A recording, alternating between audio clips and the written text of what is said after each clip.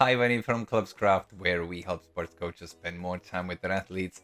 And yesterday we completed our planning of our seasonal goals, and today we are going to dive into objectives that will bring us to those goals. And those objectives should be centered around some of your limiters.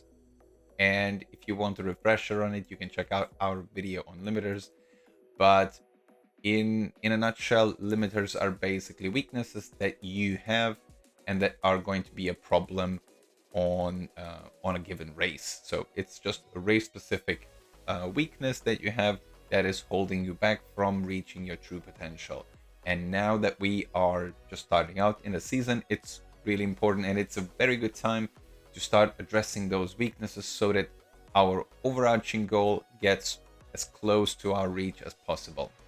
It is important to write those goals down and assign some measure of success as well as a deadline, because this is going to give your athletes a true goal or an intermediate goal for the season so that they can focus on fixing some of their weaknesses as the season progresses. Another thing here that you can do is use a low priority races or performance tests to assess if the training that you prescribe to your athlete is going in the right direction and that those limiters are going to get fixed, or if you have to make some changes along the way.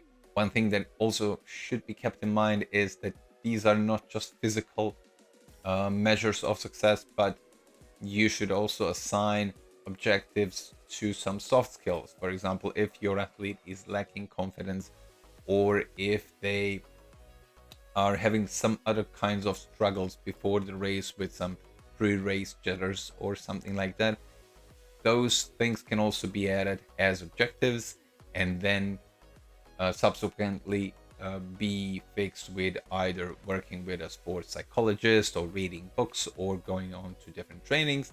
But in those cases, you really have to trust your gut and your athlete to see if those limiters have been fixed. And one of the key things that you should be keeping in mind is that each of those objectives needs to have a date by which it has to be accomplished, because your final goal of the season is just a bunch of steps that you have to take, and if you are starting to lag behind, then maybe the goal that you set out for the season might not be in reach. So measure as much as possible throughout the season before the deadline so that you can adjust your training program accordingly, so that if you get close to your deadline for a specific objective, you know that you are on the right track to achieving it. The number of objectives varies by athletes and their limiters, but a rule of thumb is to have something like 3 to 5 objectives throughout the season, because even if you are an experienced or professional athlete, there is always something that you can work on to give you the extra edge over your competition. Some example objectives might be, for example, finishing the 10K race of an Olympic triathlon in less than 40 minutes. The limiters here are muscular endurance and running speed, for example. So the athlete sets specific targets, for example, to run confidently for 90 minutes by May 4th, for example. And then another objective would be, for example, to finish a road race where they are just running a 10K in, let's say, 37 minutes by July 14th. And then the race would be somewhere in August. So having specific dates when they want to achieve something is critically important here.